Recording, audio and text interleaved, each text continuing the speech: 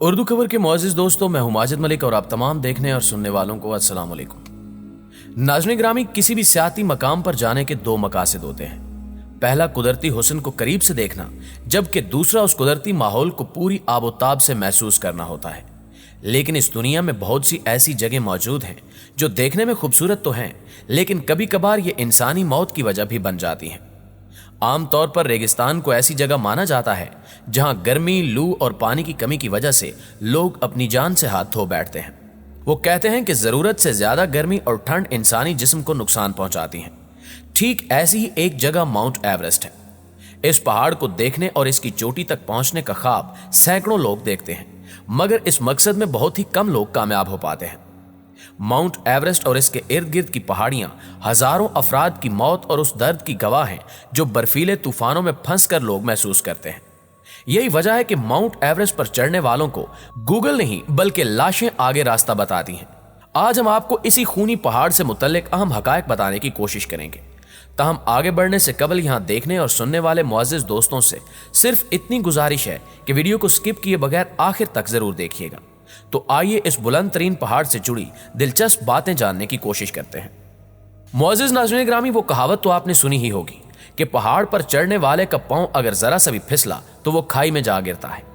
ऐसा ही कुछ mount Everest पहाड़ की चोटी सर करने का आगाज करने वाले सैकड़ों लोगों को महसूस होता है, जिनकी लाशें आज भी माउंट एवरेस्ट के बर्फीले रेगिस्तान में पड़ी हुई हैं। माउंट एवरेस्ट को दुनिया की सबसे ऊंची चोटी माना जाता है, जो सबसे ठंडे और खतरनाक पहाड़ों में से एक है। 8,848.86 मीटर ऊंचे इस पहाड़ पर सालाना हजारों अफराद चढ़ने की जुर्रत करते हैं। इनमें से बेशतर लोग जल्द ही बर्फ में दफन हो जाते हैं। इन्हें इस दौरान खून जमा देने वाली ठंड का सामना भी करना पड़ता है। ये जितना ऊपर जाते हैं, ऑक्सीजन लेवल उतना ही कम होना शुरू हो जाता है। सांस की दुश्वारी का सामना करते इन कोपैमाओं के लिए बर्फीला तूफान सबसे बड़ा खतरा होता है, जो इन्हें कभी भी किसी भी वक्त आन घेरता है और एक ही वक्त में कई कोपैमाओं को मौत की नींद सुला देता है। और फिर सफेद बर्फ पर नजर आती हैं तो सिर्फ इंसानी लाशें। यही वजह है कि माउंट एवरेस्ट के खास हिस्से को डेथ जोन कहा जाता है, क्योंकि यहां न जाने कितने लोगों की मौत हो चुकी है। लेकिन इसके बावजूद सैकड़ों कोपैमा हर साल माउंट एवरेस्ट की चोटी सर करने के लिए इस मुश्किल और जानलेवा सफर का आगाज करते हैं। इनमें से जो लोग रास्ता भूलकर डेथ जोन की तरफ चले जाते हैं, वो फिर लाशों के ढेर में तब्दील हो जाते हैं। सवाल यह है कि माउंट एवरेस्ट का डेथ जोन कैसी बला है, जहां एक बड़ी लाइन में बहुत से कोपैमाओं की लाशें मौजूद हैं। मुअज़्ज़िज़ नाज़रीन ग्रामी, आदादो शुमार के मुताबिक हर साल 300 से 400 के करीब कोपैमा माउंट एवरेस्ट की चोटी सर करने की नीयत से आते हैं, जिनमें महज चंद लोग ही अपने इस मिशन में कामयाब हो पाते हैं। माउंट एवरेस्ट की चढ़ाई के दौरान कुछ कोपैमाओं को महसूस हो जाता है कि वो चोटी पर नहीं पहुंच पाएंगे, लिहाजा वो आधे रास्ते से ही वापस अपने कैंप की जानिब लौट जाते हैं। दूसरी जानिब कुछ लोगों को इस चीज का जनून होता है कि वो माउंट एवरेस्ट को फतह करके ही वापस लौटेंगे। हालांकि कई बार इनकी ये जिद इनकी मौत का सबब भी बन जाती है। आलमी मीडिया रिपोर्ट्स के मुताबिक 1921 से लेकर अब तक माउंट एवरेस्ट की चढ़ाई करने वाले लोगों में से 308 कोपैमा मौत की नींद सो चुके हैं, और ये वो रिकॉर्ड है जिनकी लाशों को रेस्क्यू टीम्स ने रेस्क्यू किया, जबकि ऐसी कई गुमनाम लाशें माउंट एवरेस्ट की मनो बर्फ तले दब चुकी हैं, जिनका रिकॉर्ड किसी रेस्क्यू टीम के पास मौजूद नहीं। इन अमवात की शुरुआत माउंट एवरेस्ट की 8000 मीटर की ऊंचाई पर पहुंचने के बाद शुरू होती है, जहां आप लाशों के ढेर देख सकते हैं। यहां किसी सब्ज शूज तो किसी की बर्फ में जमी हुई लाल जैकेट पहाड़ पर चढ़ने वाले कोपैमाओं का दिल दहला देते हैं। माउंट एवरेस्ट के 8000 मीटर से ऊपर वाले हिस्से को डेथ जोन कहा जाता है, क्योंकि इस जगह कोपैमाओं का सामना बर्फीले तूफानों, मनफी दर्जा हरारत और ऑक्सीजन की कमी से होता है। नाज़रीन मोहतरम, डेथ जोन में अपने ग्रुप से अलग हो जाने और रास्ता खो जाने के बाद कोई भी जिंदा नहीं रह सकता। माउंट एवरेस्ट के डेथ जोन में खो जाने या किसी बर्फानी तूफान का सामना करने वाला कोपैमा कभी जिंदा नहीं बचता। मर जाने वाले कोपैमाओं की लाशों को वापस घर लाना एक नामुमकिन बात है, क्योंकि वो बर्फ में पूरी तरह से धंस चुके होते हैं। ऐसे में मरने वाले कोपैमाओं की लाशों को बर्फ खोद कर निकालना भी जानलेवा अमल है। लिहाजा मरने वाले कोपैमाओं को माउंट एवरेस्ट की बर्फ में ही छोड़ दिया जाता है, जो मनफी दर्जा हरारत होने की वजह से वैसे के वैसे ही पड़े रहते हैं। इनकी लाशों पर बर्फ की नई तहें जमने लगती हैं, जो रफ्ता रफ्ता कई फुट तक मोटी होती जाती हैं। अक्सर औकात इन लाशों को पहाड़ की चोटी की जानिब चढ़ाई करने वाले अफराद आसानी से देख सकते हैं।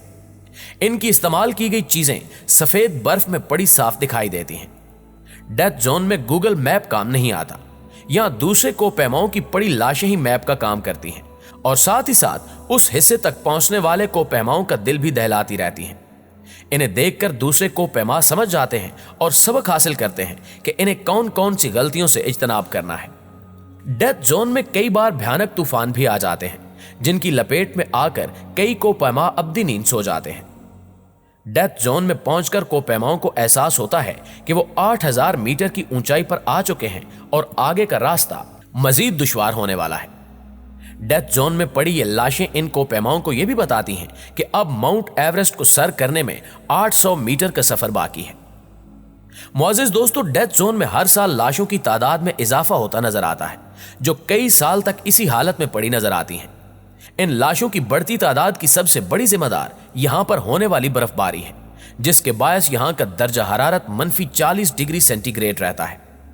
इस जोन में पड़ी लाशें अब उस पहाड़ का हिस्सा बन चुकी हैं, क्योंकि यहां मनफी दर्जा हरारत होने के बायस ये लाशें गलती सड़ती नहीं, बल्कि जूं की तूं ही रहती हैं।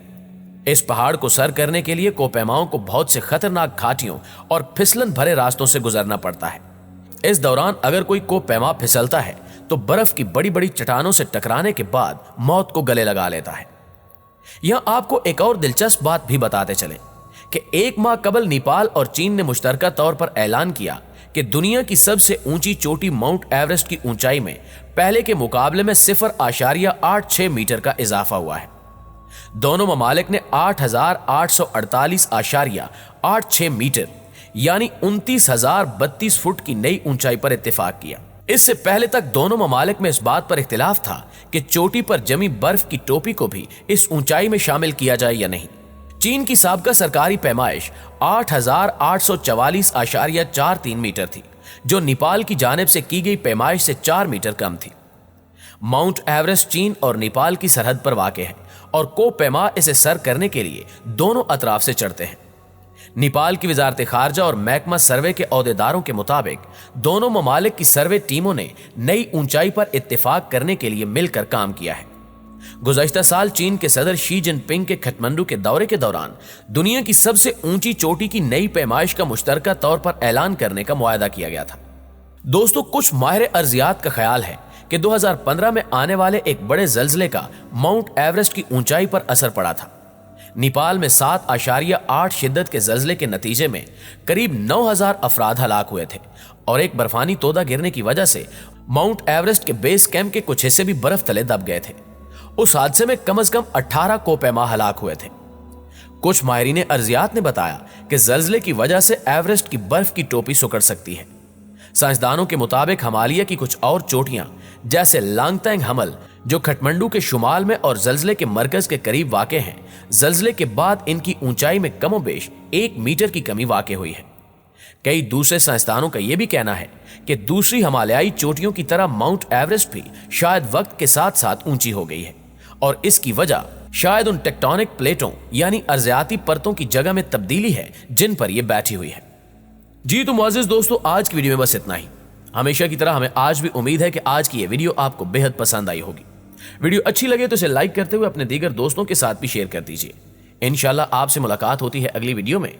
तब तक अपना और अपने प्यारों का ढेर सारा ख्याल रखिएगा। अल्लाह निगहबान।